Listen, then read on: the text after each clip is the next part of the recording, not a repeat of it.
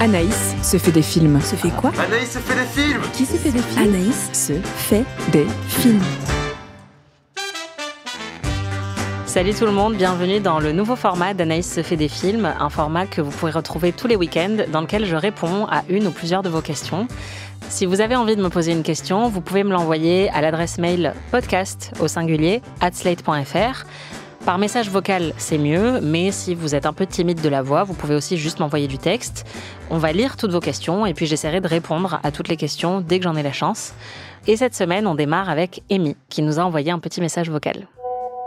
Bonjour Anaïs, je m'appelle Amy, je suis une fan de la première heure, de tout ce que vous faites, toi et Marie, depuis le tout début, avec la saison sur Friends. Alors merci pour tout ça et pour cette quasi-obsession que sont tous vos podcasts. Tu l'entends peut-être avec mon accent, je suis québécoise et justement j'aimerais t'entendre sur le cinéma québécois. Tu as déjà parlé de Xavier Dolan ou de Denis Villeneuve. À quel point est-ce que tu connais ce cinéma-là? Est-ce que tu l'apprécies? Quels sont tes cinéastes favoris, favorites? J'aimerais t'entendre là-dessus. Merci beaucoup. Bye! Déjà, merci beaucoup, Amy, de nous écouter depuis aussi longtemps. Et merci pour tous tes compliments. Je vais pas prétendre être une experte en cinéma québécois, mais je pense qu'il y a 3 réalisateurs qui sont parmi les réalisateurs québécois les plus connus, qui ont quand même eu un impact assez fort sur moi. Le premier, tu l'as dit, c'est Xavier Dolan. Il faut savoir que Xavier Dolan a 1 an de plus que moi. Et ça m'a vraiment foutu les boules quand il a sorti J'ai tué ma mère. Je sortais à peine du lycée, je suis allée voir ce film au cinéma, j'ai lu l'âge qu'avait Xavier Dolan et je me suis dit, ce n'est pas possible en fait. Enfin, moi, je pensais que j'étais stylée avec mes dissertes de philo et le gars vient de sortir un film incroyable alors qu'il est même pas vraiment adulte. Voilà, ça m'a fait un peu remettre en question tout le talent que je pensais avoir et toute la créativité dont je pensais disposer. Mais voilà, dès son premier long métrage, J'ai tué ma mère, j'ai été extrêmement impressionnée par son talent. Ça a été un de mes réalisateurs préférés pendant longtemps. Je dirais que depuis Mommy, je suis un peu moins raccord avec ce qu'il fait, mais ses 4 premiers films sont pour moi brillants. Il y a J'ai tué ma mère, mais il y a aussi Les Amours imaginaires qui a eu un très fort impact sur moi. J'ai adoré Thomas Laferme, mais celui qui a eu l'impact le plus fort sur moi, c'est Laurence Anyways. Alors, quel est votre nom complet?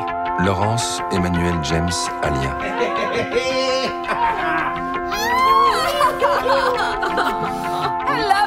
Proust explique beaucoup pour mon goût. 300 pages pour nous faire comprendre que Tutur encule Tatave, c'est trop. Félicitations, Laurence. Non, mais c'est un petit prix. Vous boirez à notre santé ce soir en allant chercher ça. Surprise! Santé, Sherry! Au début, quand je t'ai vu, Fred, j'ai pensé que ça s'en irait. Je t'aime tellement. Il faut que je t'aime comme je suis. Je comprends pas. Je veux être une femme. C'est un film queer et je pense qu'à l'âge où je l'ai vu, c'était très important de m'initier à ce genre de récit et à ce genre d'expérience. Ce qui est marrant, c'est qu'après, j'ai écrit un article sur la représentation de la transidentité au cinéma et pour moi, Laurence Anyways était une énorme référence et en fait, j'ai mené des interviews avec des militantes trans qui ont détesté le film. Donc ça m'a aussi forcé à remettre en question mes propres goûts, mais j'ai énormément appris en voyant ce film et en écrivant cet article par la suite sur la représentation de la transidentité au cinéma, sur ce qui était déjà bien et révolutionnaire et ce qui restait aussi encore à faire. En tout cas, pour moi, ça a été le point de départ d'une réflexion sur le genre, sur l'identité queer. Et en plus, c'est un film que je trouve sublime, dont la bande-son est absolument incroyable. J'en ai déjà parlé dans un épisode précédent. Pour la petite histoire, j'ai eu la chance un jour d'interviewer Xavier Dolan et je lui ai dit que Laurence Anyways avait changé ma vie. Et il m'a répondu « Ah bon ?» Et j'ai trouvé ça assez iconique parce qu'il aurait pu me dire « Ah merci, c'est super sympa » ou « Voilà, je suis ravie d'entendre ça ». Mais vraiment, il comprenait pas pourquoi ce film avait pu être aussi important pour moi. Xavier Dolan, qui a aussi joué dans le film le plus horriblement horrible de l'histoire des films d'horreur, Martyr, est un cinéaste que j'admire beaucoup, même si je suis moins fan de ce qu'il a sorti ces dernières années. Je pense que son talent est indéniable et je pense que ça doit être très très dur de se retrouver propulsé au rang de génie alors qu'on a à peine 20 ans. Je sais même pas le genre de pression que je ressentirais si j'avais été à sa place, donc je pense que ça doit être très très dur de continuer à faire des films dans ce contexte-là. Un autre cinéaste québécois très connu et que j'aime énormément, c'est Denis Villeneuve, évidemment, qui est devenu très, très connu ces dernières années parce que sa spécialité, c'est devenu de prendre des franchises préexistantes et de les transformer en énormes blockbusters d'auteurs. C'était le cas avec Blade Runner 2049, que j'ai beaucoup, beaucoup aimé, et évidemment avec la trilogie Dune, que j'ai trouvé aussi personnellement très réussie, et j'admire beaucoup justement ce talent qu'il a pour prendre des univers qui ne lui appartiennent pas et en faire quelque chose de vraiment spécifique et de vraiment singulier. There's something happening to me. There's something awakening in my mind. I can't control it. Do you often dream things that happen just as you dreamed them? Yes. Ne serait-ce que la musique de Dune, les costumes de Dune, c'est une œuvre qui est réputée très difficile à adapter. Même Papa Lynch s'est cassé les dents dessus, donc on sait que c'est pas facile. Et lui, il a réussi.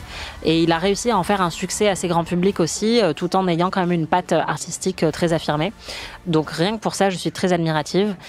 Je n'ai pas vu Incendie, ne me tuez pas, je n'ai pas vu Incendie, mais c'est sur ma liste, il faut vraiment que je le rattrape. Par contre, j'ai vu Polytechnique, un de ses premiers films, qui est un film assez difficile à regarder, mais très impressionnant aussi. Donc voilà, c'est un réalisateur que j'ai jamais rencontré, mais j'espère avoir l'occasion un jour, parce qu'il a l'air très intéressant. Et le dernier réalisateur dont je voulais parler, c'est Jean-Marc Vallée. Je l'ai découvert avec son film Crazy, qui est sorti en 2005, il me semble.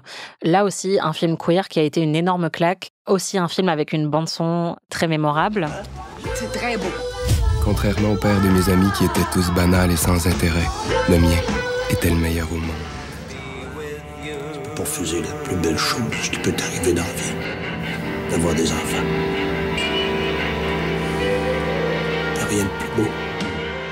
Et ensuite, je l'ai suivi un petit peu dans sa carrière. J'ai pas aimé tout ce qu'il a fait.